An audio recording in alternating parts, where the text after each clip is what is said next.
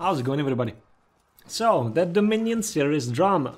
I had initially planned to not make a video about this, but people have asked for one, and considering some of the behaviour from players in the tournament, and especially from people not involved with it at all, I want to make a few statements as well.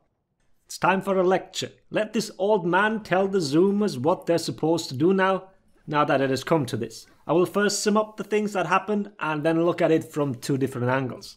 First from the players, and then from the side of the tournament organisers, because neither side is innocent here. And I want to make one thing very clear right from the beginning. It is not cool to kick people that are down now.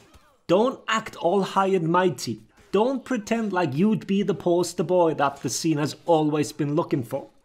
These sorts of things happen in all esports, in all traditional sports. This doesn't excuse it, far from it. Everyone's doing it, so it's okay if I do it too. No, absolutely not. Consequences to one's actions are important and necessary, but don't be a dick about it. Alright, let's start then. The players first. The 3 things why 8 out of the 16 players in Saturday's finals got disqualified are the following: being underage, account sharing, and match fixing. The age limit to participate in the Dominion series is 18. Many of the best players currently in the game are not of age. The 2 best EU players, Nomi and Antonio, fall in that category.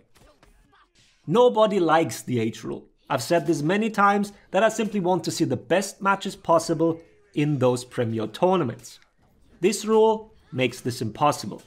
But it is a Ubisoft-wide rule and is enforced even in Rainbow Six. This is not some unique thing to For Honor. Why Ubisoft insists on it, I don't know. And we'll probably never get a proper answer, as all they'd say is it's for legal reasons. Many other esports let young players participate, so we know there must be a way. The why doesn't really matter, but a rule is a rule. What we also know is that this rule needs to be enforced, but it's hard to do for offline tournaments, and I'll get more into that when we talk about the TO side. Legion has made a video outlining this and the ignorance, especially in the Russian community when it comes to this. I'll link to it down below. This has been brought to the attention of the tournament organisers early on in 2020 already. But like I said, more on it later. Second part, account sharing. The previously mentioned 2 underage players were playing on the accounts of previous participants that were known players and known to be over 18. Because of the qualifiers and them failing to qualify early on, the last chance for that team to qualify were the so-called last chance qualifiers. Seen as that team in its final iteration was probably the strongest in the EU region, 4 players from different already qualified teams decided to participate in said last chance qualifier, but on unknown accounts, to have an additional chance of stopping Tylenol and Friends, that favourite team, from qualifying to the finals. That is the only thing that makes sense here, and I hope none of the players tries to spin this. Please don't even make the attempt. It was an ego thing, nothing else. Well, and some money, I guess. The team doing so consisted of Clutchmeister, Silencer, Legion, and Dero. By doing so, that team violated the account sharing as well as the match fixing rule.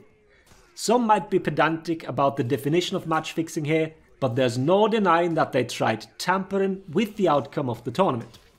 But they failed at doing so. Now, both these teams have been disqualified. Tylenol and Friends for having 2 underage players, and the 4 individual players. The teams they've been a part of are allowed to field substitute for Saturday. Now, as to the motivations on why those 4 already qualified players wanted to do that, I don't really want to speak to these any further. It's very clear that they knew who played on these other accounts. They knew that Tylenol and Friends consisted of players that weren't eligible to play in the first place.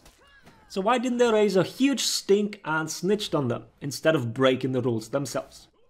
I'll make an analogy with the Catholic Church now. Why don't these old fucks speak out against each other? Well, maybe because they all got dirt on each other, and the moment that one person opens their mouth, the other side will do the same, and then the mudslinging will begin. Just food for thought.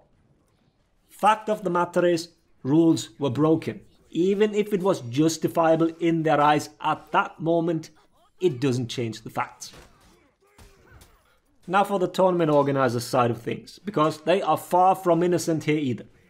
Ubisoft seems to insist on hiring third parties when it comes to hosting their big tournaments in For Honor. The Hero series was hosted by ESL as far as I remember, the Dominion series is now hosted by Battlefy, and the broadcast is handled by eStars.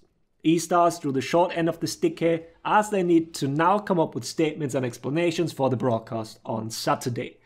So cut them some slack, especially the casters. I really don't envy them. I have no doubt they'll give us a good show though.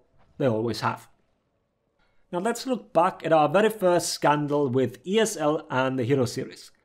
They have very much been made aware of unlocked tech by the players, but never bothered to put a rule in place. So naturally, players used it. There was no cheating, there was no rule breaking. But that dastardly Paul still stole $3 quintillion from Ubisoft and now rules a kingdom in the middle of his country on top of his newly built castle. It was an absolutely brilliant article by Kotaku. Pulitzer Prize worthy in my opinion. But it's been a few years. Forgotten are the shortcomings of ESL. It's Battlefy's turn now to do the deed. As I've mentioned before, the underage player thing has been brought up in 2020 already. I'm not privy to any of the details here, but let's just say we can assume that they did fuck all to properly verify the age of the participants. Why could that be? Well, For Honor is a small esport, but Ubisoft is a big AAA company. So when Ubisoft knocks at your door and contracts you to do something for them, you don't say no. Battlefy does Apex stuff from what I've been told, so you'd think they are a capable bunch. So when you have a foot in the door with Ubisoft and you do a good job, more work might come your way. Because right now, it's probably not the huge paycheck, but it still requires some work. Which means, ideally, everything goes smoothly and you don't have to bother them and request for help. Because they clearly had to in the last few weeks of that investigation. So my guess is that Battlefy simply tried to minimize their workload, stay silent about any potential issues, and hope for the best. Well, hoping was not enough this time, now was it? Here is what boggles my mind though. Ubisoft has a separate esports department. But not only that, Ubisoft, you hired a very talented, very driven young woman to help you with the competitive side of this game. She's run many tournaments in the past that went without a hiccup. You have someone very involved in this scene, and the only explanation why this escalated to this degree must mean that information was held back by Battlefy and the whole corporate hierarchy and structure hamstringed her quite a bit.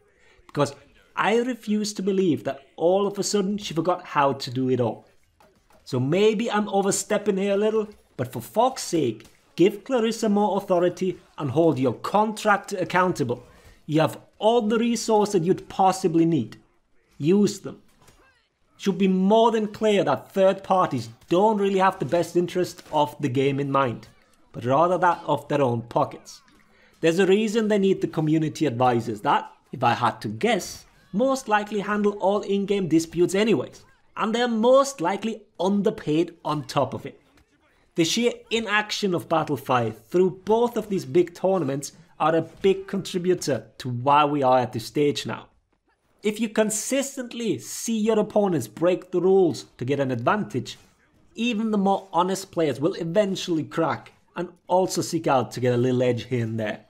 I am by no means justifying any of that behaviour, just saying that it was a natural evolution that things will escalate if letting it go unchecked for so long. So where does this leave us now?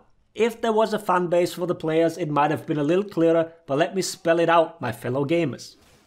It's time to put on the big boy pants, step into the light, and own what you did. Apologise, learn from it, and then move forward accordingly. While writing this, I'm being told that Clutch is already doing this right now. The oldest one is stepping up, so follow in his footsteps. Stop blaming the tournament organisers. Stop blaming other players. And stop making up excuses for why you did it. Don't try and scapegoat anyone else. It's you who did it. The reasons why do not matter. Be aware that what you did damaged the scene's reputation. A reputation that was completely shattered with the Hero series. and had slowly started to be rebuilt. I'm sure some don't give a flying fuck now and are probably done with the game. I just hope that you realise you still had a part in this. I hope the players step up. I hope Ubisoft steps up as well. Hold all parties accountable. The players, the TOs, your own snail's pace at reacting to these issues. As a viewer, I want the best matches possible. This tournament on Saturday will be far from that, sadly. And even NA, don't think everyone over there is squeaky clean either, but it's not my job to highlight all that. I'm not some investigative journalist. I have absolutely zero stakes in this. Just give me an exciting tournament. We'll see what this means for the future in the upcoming months. I'm sure they'll talk about their Dominion Series plans in the Year 6 announcement video in a few weeks. Here's hoping all of this didn't ruin the plans, but is an opportunity to learn from the mistakes. Alright then, that's it. That's all I really have to say about this. Hope the video was interesting. Thanks for watching. Laters everybody.